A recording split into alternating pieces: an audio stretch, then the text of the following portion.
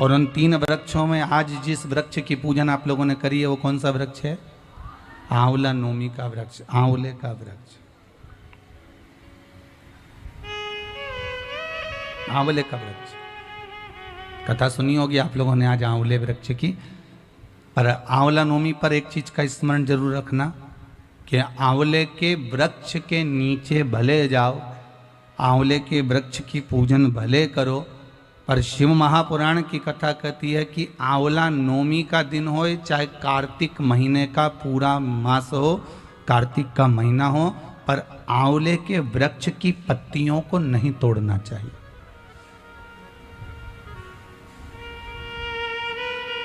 कई लोग बहुत गलती करते हैं, आंवले की पूजन करने जाते हैं ना, तो वो सोचते हैं कि अब आंवले के पेड़ के नीचे भोजन करने का बड़ा महत्व है कि आंवला नवमी के दिन भोजन करना चाहिए। तो कई माताएं इतनी चतुर होती है ना, आंवले की पत्ती तोड़ के ले आती, सिर पे रख के भोजन कर लेती।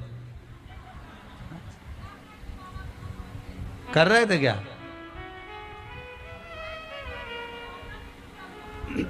बस तो फिर अब कथा मतलब धीरे धीरे समझ में आ रही हो। श्री शिवाय नमस्ते में मतलब शास्त्र कहता है कि अगर एक पत्ती टूटना, पहले लोग बड़ी गलतियां करते थे। आंवला के पूजन करने गए, आंवले के वृक्ष की पत्ती तोड़ ली, सिर पे रख ली, भोजन कर लिया। कितना दोष है महाराज। यहां तक शिव महापुराण की कथा कहती है, विष्णु पुराण, अग्नि पुराण, पद्म पुराण कहती है, गर्ग संहिता में यहां तक वर्णन करा गया है, स्कंद पुराण में भी कहा गया है कि आंवले के वृक्ष की जिस दिन पूजन करें, आंवला अगर ऊपर से नीचे गिर जाए, आपको प्राप्त हो जाए, तो भले उसका सेवन करो, भले उसको रख लो, पर आप आंवले नवमी के दिन आंवले को भी नहीं तोड़ना चाहिए। आंवला नवमी के दिन आंवले को भी नहीं तोड़ना चाहिए। यहां तक शास्त्र वर्णन करता है कि राजा एक वैश्य बड़ा धर्मात्मा था। बड़ा नवमी के दिन कि शंकर भगवान भूत भावन भूतेश्वर, जब भगवान आंवला नवमी के दिन श्री हरि नारायण आंवले के वृक्ष की पत्तियों पर शयन करेंगे और भगवान शंकर उनका अनुमोदन करेंगे, तब श्री हनुमान जी महाराज उनसे विनती करने के लिए पधारते हैं। 33 कौटी देवता,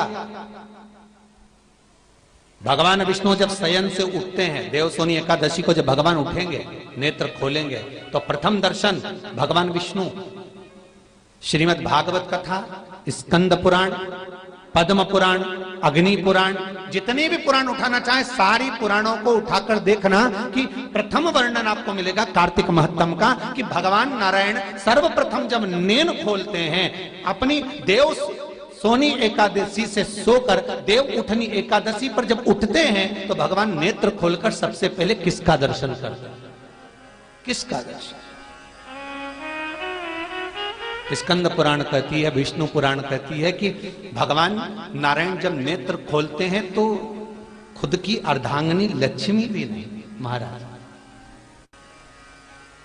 ब्रह्मा आदिक देवता सब खड़े, पर भगवान नेत्र नहीं खोलते। कब तक? जब भगवान शंकर अपने ही मुख से भगवान श्री हरि का गुणगान नहीं गाते, डमरू का नाद नहीं करते। नवमी के दिन कि शंकर भगवान भूत भावन भूतेश्वर, जब भगवान आंवला नवमी के दिन श्री हरि नारायण आंवले के वृक्ष की पत्तियों पर शयन करेंगे और भगवान शंकर उनका अनुमोदन करेंगे, तब श्री हनुमान जी महाराज उनसे विनती करने के लिए पधारते हैं। 33 कौटी देवता, भगवान विष्णु जब शयन से उठते हैं, देवसोनी एकादशी को जब भगवान उठेंगे, नेत्र खोलेंगे, तो प्रथम दर्शन भगवान विष्णु श्रीमद् भागवत कथा, स्कंद पुराण, पद्म पुराण, अग्नि पुराण, जितने भी पुराण उठाना चाहे सारी पुराणों को उठाकर देखना कि प्रथम वर्णन आपको मिलेगा कार्तिक महत्तम का कि भगवान नारायण सर्वप्रथम जब नेन खोलते हैं, अपनी देव सोनी एकादशी से सोकर देव उठनी एकादशी पर जब उठते हैं, तो भगवान नेत्र खोलकर सबसे पहले किसका दर्शन करते हैं? भगवान नारायण जब नेत्र खोलते हैं तो खुद की अर्धांगिनी लक्ष्मी भी नहीं, महाराज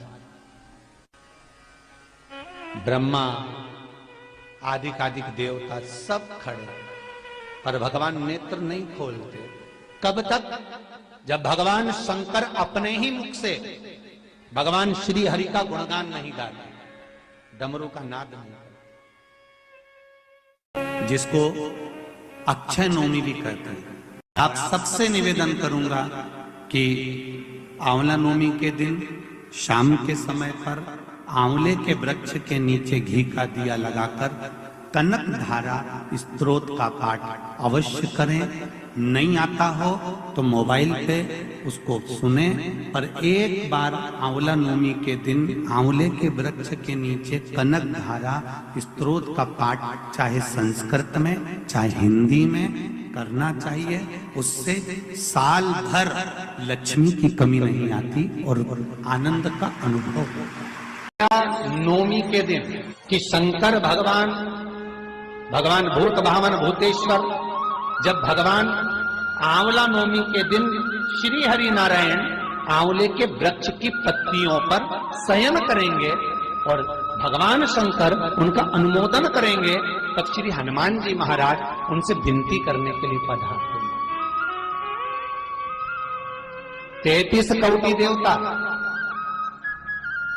भगवान विष्णु जब शयन से उठते हैं, देवसोनी एकादशी को जब भगवान उठेंगे, नेत्र खोलेंगे, तो प्रथम दर्शन भगवान विष्णु श्रीमद् भागवत कथा, स्कंद पुराण, पद्म पुराण, अग्नि पुराण, जितने भी पुराण उठाना चाहे सारी पुराणों को उठाकर देखना कि प्रथम वर्णन आपको मिलेगा कार्तिक महत्तम का, कि भगवान नारायण सर्वप्रथम जब नेन खोलते हैं अपनी देव सोनी एकादशी से सोकर देव उठनी एकादशी पर जब उठते हैं तो भगवान नेत्र खोलकर सबसे पहले किसका दर्शन करते हैं?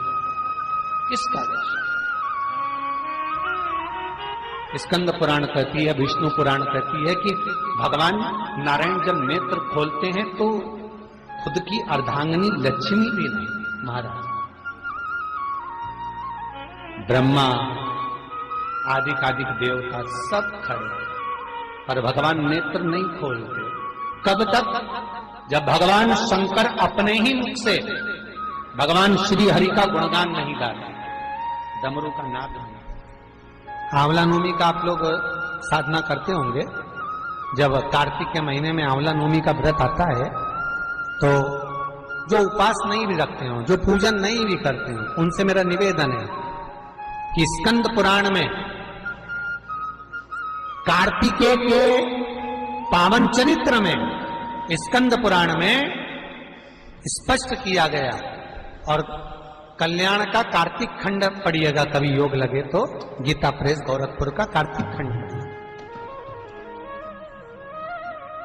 आप पढ़ेंगे तो उसमें मिलेगा आपको कि आंवला नवमी के दिन आंवले के पेड़ के नीचे घी का दिया लगाकर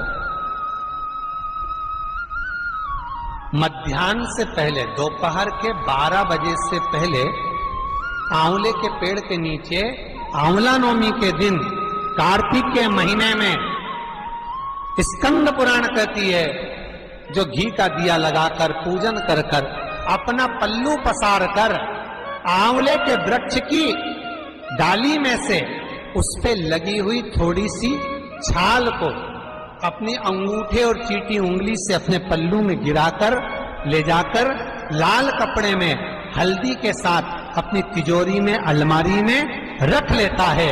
उसके घर में कभी बरकत की कमी नहीं होती, उसके घर में कभी संपदा की कमी नहीं होती, उसके घर में धन वैभव सत्ता बढ़ती है।